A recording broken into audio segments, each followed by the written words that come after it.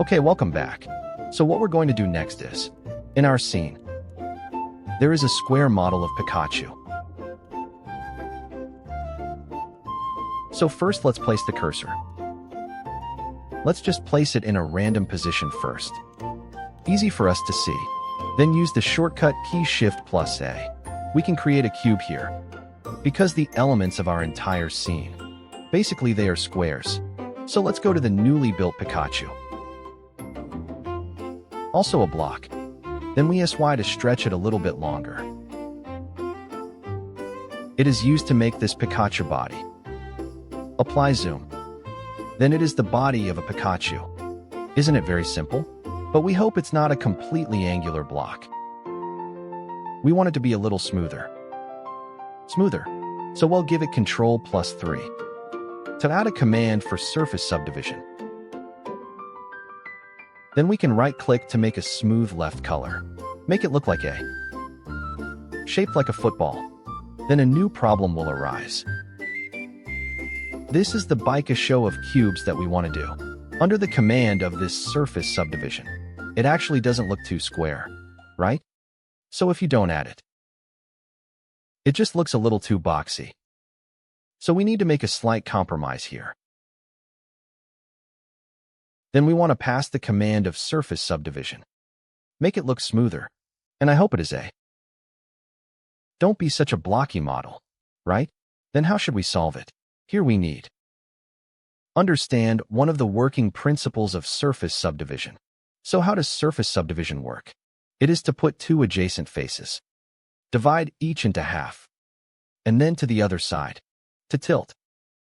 For example, its top surface and right side. Each one is divided into half. Then the components are smoothed over. Bend over. Let's take a look at the top surface and the front surface. In fact, it is also like this. They all take 1/2 of each to this side for smoothing. So our cube, since it only has 6 sides. Therefore, these 6 faces will take out 1/2 of each and smooth them to the other one side. So it will be after multiple smoothing. It looks a bit like a capsule. For example, let's restore it to the time when it was subdivided into one. We can add a layer in the view in the upper right corner. You can check the display of the grid. Then we can now see a smooth result of it. Of course, now we have the subdivision command. There is an optimized display below. We can cancel it. Well, now you can find out. It actually turns one side into 4 sides, because each face is composed of 4 adjacent faces. So it will be smooth once on each side. So it's adjacent to 4 sides. Just do smoothing in 4 directions. Then if we add the second level, then one of the faces is subdivided into 4 faces. Gradually smooth out. So if we can understand such a working principle, it's actually easier to handle. In order to prevent one side from being too smooth when facing the other side, so we can actually give it a command. We can do Ctrl or to click on a line. That is to say, the top surface is divided into 2 surfaces, then the facet on the right. When it is smoothed on the pixel-oriented surface, it only needs to give one first of itself. For example, it is smooth from here. Then this side is a plane because it's adjacent surface, so the top should look straight. Then let's try it. Okay, then after we subdivide a line, let's enable our surface subdivision again. We can open it to level 3 to see the effect. Then we will find the side with subdivision lines. It won't be as smooth as before. Then using the same principle, we can use Ctrl-R again to separate the line to the other side. In this case, we can take a look at its top and bottom surfaces. Its smoothing effect is controlled by us. With the same logic, we can move towards the front and back. And top and bottom. We all use the same way. So now we are actually stuck on every surface, right? For lines were cut into it. That is to say, we added some new lines at its corners. Then the current result will only take out a relatively small part on each side to perform a smooth. Then it won't make the whole model look round. Now this is the effect. We can cancel the display grid we have in this view overlay. Then if you want to see the grid, You can also keep the current display result. This display result will not affect later rendering. It's just that we are in the process of modeling. It can help us show the constructivity of the model. Then you can also lower the transparency of its line. Let it not affect the display of our entire screen. Okay, now we just want it to be a cube like this. We just want a cube like this. Okay, so besides that, we also need to make the little ears on it. The small ears on it are two pointed shapes. So it's a little bit like this meadow we did before. The effect. Then we can also make a model of the grassland we made earlier. We can also just take it and put it on its little ears. We can zoom out a little bit. We can use Alt plus R of the accounting key. Alt plus R is the rotation information of our object. Reset it to 0. For example, we have already made a rotation angle. Press the N key on the front. We can see it in the entry menu. There is a certain rotation in it. Value. Then we can quickly clear it in outer. Similarly, we can also see that there are some values in its position. What if you want to clear it? We can use Alt plus G. It can return to its original position. That is the origin of our scene. Then you need to pay attention to outroute or outs. Let's say we want to zoom in. Then we can see that there is also a certain value in the zoom. We can clear it back using Alt plus S. What about its corresponding command? It just corresponds to the position rotation and locking applied by Ctrl A. Because if we wanted to rotate it, I found that there are some numbers in it. So if we use Ctrl plus A, applied rotation values. So if we are an application, it will also clear your rotation value for you, but it will not return your object to its original vertical state. In other words, it actually clears up information about our direction.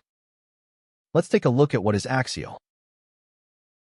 In fact, in our scenes, we usually have two axial information. One is a coordinate of our scene. In other words, the upward direction is the z-axis. Then there is a y-axis for the near body and an x-axis for the left and right. Then there is actually axial information on the object. We can open our origin in the options. Then we will see that the object itself also has axial information. So if we are using Ctrl plus A to apply rotation, everyone, pay attention. It actually uses the axial information of our objects to verify the axial direction of our scene. Information. But our object itself has not changed back. Okay, let's undo it. So if we are using Alt plus R, then it will wait. Our words Alt R. If we open the origin, what it actually applies is also to give us the origin. Let's turn it off first. Okay, then let's go to Alt and add R. Now it's restored. Then we will actually find our axis and this object will be restored as a whole. Then we need to pay attention. Turn on origin. It is actually. Your next operations are only for the origin. For example, if I press the G key now to move, you will find that the origin moves. But the object didn't move. S key to zoom out and R key to rotate. They are all aimed at the origin. So we start the origin. It's not just a matter of display. Your operation itself will also be limited to your origin. Pay attention. So now I want to restore it a little bit. The reason is that I want it to be slightly elongated along its z-axis. Of course, you can also go to SCZ, right? SCZ is performed towards the axis in the direction of our object. Rotate and scale. Right? Provided you don't apply its rotation. Okay, let's come back. The top of the ears does not need to be particularly pointed, so we can go down a little bit. Let's make its two little ears. Our CVDX.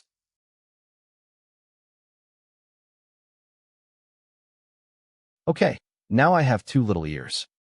Then there is its little tail. Little tail, its original tail. It's actually a shape that dissipates electricity, right? It's a shape that dissipates electricity. We are here. Slightly redesign the shape of the power dissipation.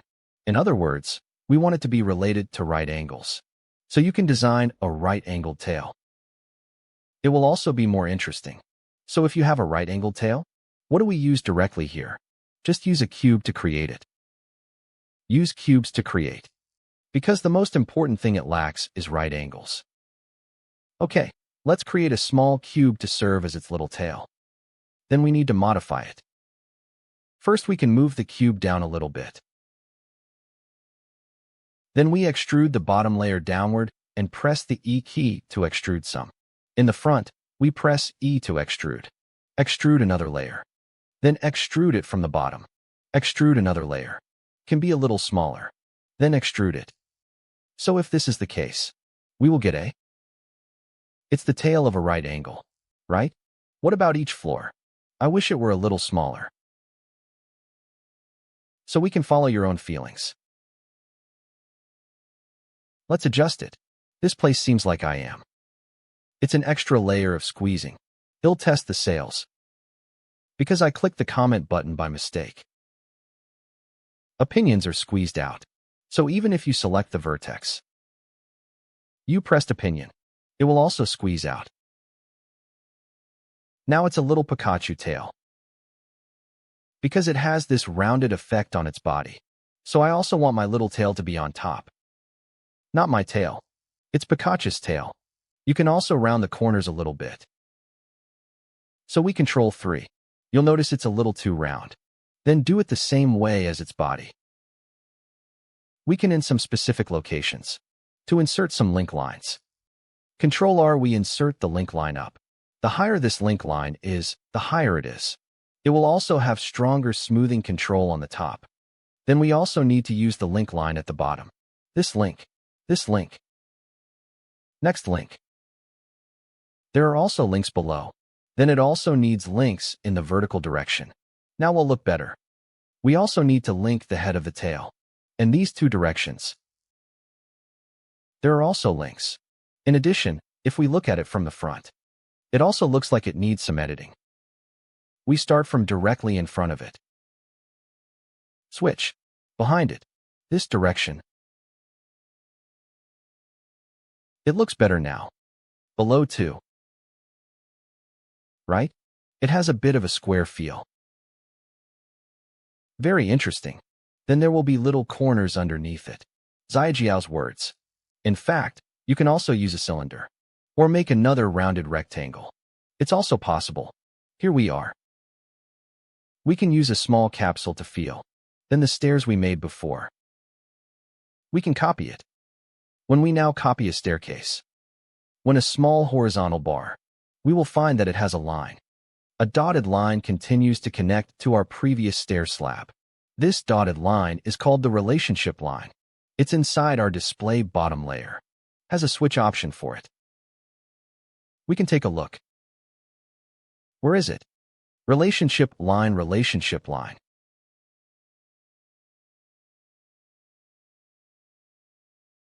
Here, right? It's a relationship line. Okay, let's cancel it. It won't show up, but I suggest that our beginner students do not cancel the display of relationship lines. The reason is that when you can see the relationship line, you will know that even if I copy it, but it still belongs to our group. So when you go to move and relevel, it will also produce the same changes. So how can I disconnect it from the redundant level? Then here we can use the accounting key out plus P. Then if you want to specify a reclassification, what we learned before was Control P. It's called setting relevel goals. If you cancel the releveling, it will be out plus P, right? Clear and relevel. Please note that for emptying abdominal diseases, subdiseases are selected for emptying. You can't choose abdominal disease to clear abdominal disease. It should be to choose his subdisease to come and clear out his abdominal disease. In other words, tell the child, he is not your abdominal disease. Good. Then we will clear his stomach. Good. Then after clearing, he returned to his original posture. Then we can zoom out a little bit. Let him be our little foot older than Kagami. Put it under his body. It might be a little long. If it's a bit long, I don't recommend you to zoom in. Because if you zoom, because it was found that its bottom surface will become flat. Because the entire ratio will change. So if you want to make it shorter, we can select the vertices above. Just move it down.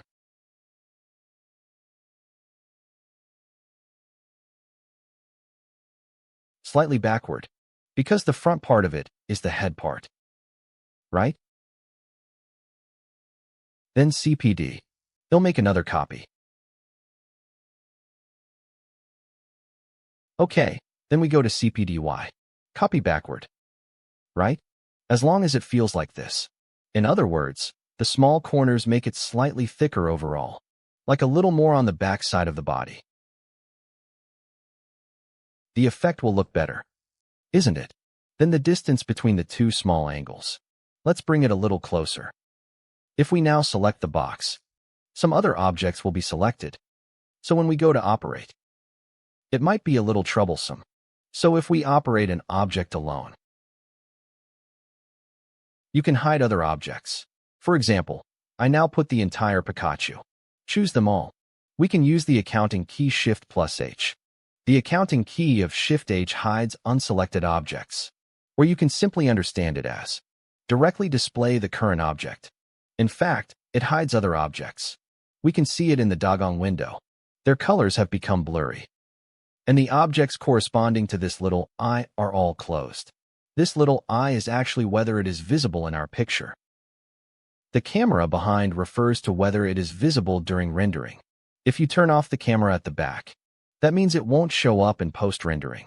If the little eyes are closed, they will be hidden in our picture. So now only Pikachu is left. We can adjust it at will. No longer affected by other objects. So if we want it to show up again, we can use the shortcut key Alt+H, right? Other hidden objects reappear. Shift. Alt. Of course, there is also a separate H. If you just press H, it will hide the object you selected. The selected object will be hidden. Of course, besides, you can also do this in your outline window. Go and pull the little eyes. Let them hide or show them. What about us now?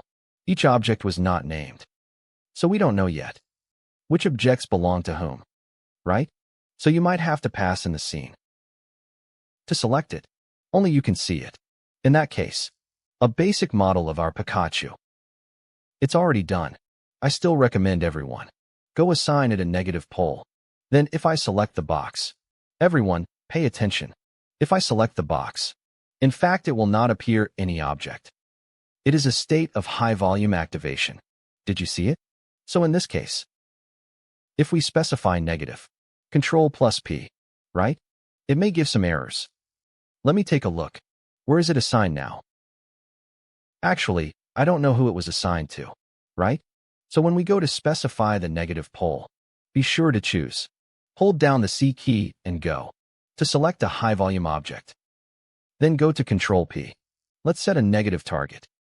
That way it will be accurate. Refers to the object we finally selected. Let it be a negative pole for us. Pay attention to small details like this. Then let's do its front face. In other words, its facial features. The facial features are very simple. It will have two small eyes, a small mouth. There is also one blush for two small faces. Let's continue to use the 9 body for those little eyes. Use a ball. Okay, then we can flatten it a little bit. Also flatten it slightly from the other direction. Let it form our little eyes. Place it in the center of our face. It looks relatively cute. Apply zoom.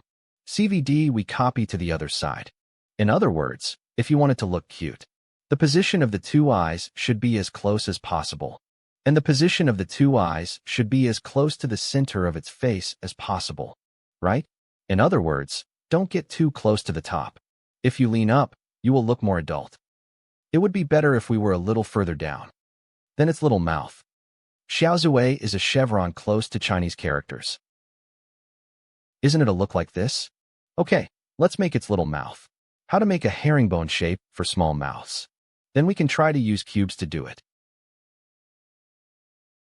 Okay, let's shrink our cube a little bit. Control+A, we apply zoom. Then we enter edit mode. At its center, we subdivide a line for it. Delete one side of it. Now our cube is only half. Did you see it? Then why do this? Because I wish I did it on one side. The other side will be automatically mirrored, so we deleted the left side of it. After deleting it, we can use the modifier. Add a build image command to it. In this case, it will automatically help us mirror the left side. Then when I go to operate the right side, the left side will be automatically mirrored. Here is a small detail that I would like to share with you. Mirror command 1 assists with the position of our dot. In other words, if we want to mirror an object, let it rest completely in the middle. Everyone should pay attention. Its dots must be the same as your middle. It is best that the lines we cut are close to each other. If our dots run farther, for example, it is farther away, then we will find our mirror object. It won't face the other side. Instead, the position of the dot is used as the center of a mirror image. So pay attention. Let's restore it back. Then we cancel the dots. Well, if that's the case, we have successfully mirrored. Let's zoom out a little bit. Control-A applies zoom. Then after having an effect of left and right mirroring, we can then rotate and zoom. Let's modify the effect of our small ruler. Then we choose the face. Let it squeeze forward a little bit. So in this case, we will make it very simple. To make it look like a small mouth, it should be a little smaller. The middle part we want it to be. We choose the circular edge. Select ring edge. Control-B. Let's make a leading angle. Let it have 2 layers of lines. Let it produce 2 layers of lines. Now it has the effect of a small mouth, right? After having this effect, we can do a surface subdivision for it. It seems a little thicker in the middle. Let's shrink slightly from the top image SY. Put it down, and them, or we can flatten all the points on it. So now when SY goes to zoom, just do the flattening. So we can directly enter a 0. It's SY0. In this case, it is directly compressed to a distance of 0 on the y-axis. And the other side is also. We can directly use a shortcut key to repeat the last operation. Shift-R. Then we add Control-3 to create a smooth effect. This is what our little mouth feels like. Well, we still want the upper part to be a little bit pointed. So near the upper part, we use Control-R to insert a link line. Make it look a little sharper. The effect will be better. Let's move the content on both sides closer to the middle. Also, that is to say, no matter how cute we are, you will. How to do? Then this is correct. How to be cute? I think they should go down a little bit. The small mouth rests on the line in the middle of our cube. Then with 2 little eyes, we go here. Close the 2 lines. Doesn't it look relatively cute? The mouth is also a little higher. In other words, the facial features are more compact. It will look cuter. Then it also has the effect of 2 round blushes. The feeling of small face. We also make 2 small balls. Place on both sides of the eyes. SY, let's flatten it a little bit. Control-A, apply lock. Let's move it closer to the center. A little bit downward. Good CVD, let's copy it again. Okay, then the little eyes we get closer to the body. Xiaozhua is also close to the body. Right? Now one of our Pikachu. A front look. Let's move up a little bit overall. We have already completed the previous styling. We can model the facial features. It is also bound to the body to create abdominal muscles. With my 2 little eyes, I still wish they were closer. Select facial features. Then choose your body. Pay attention to choosing the body last. Control-P. Then we choose to keep the transformation. You can also use objects. You can also use a preserving transformation. Well, there is actually a little difference between the 2 of them, just like its text is the same. So if we have already applied Control-A to zoom, it won't be anything. Let's give you the transformation effect, right? For calves. Let's make it shorter. That looks cuter this way than our current Pikachu. We're done. We put it among us. On this high platform. Just put it here. So if this happens, model part of our entire scene. Basically done. Let's take a look at this Pikachu. If we start from viewed from an oblique angle, it might be a little small, so we can zoom in a little bit. Use Ctrl-A. We can make it a little bit bigger. Just put it here. Then bring your Pokeball to catch it. So now the model part of our entire scene. Even if the production is completed, then come back to the next class. I will tell you about it, about the material of the scene, and the composition of our entire scene, and how to create one. No perspective effect. There is no one big or small, near or far. Axial view, or a visual effect called orthogonal diagram. Okay, what about this? Let's come back to the next class and continue talking.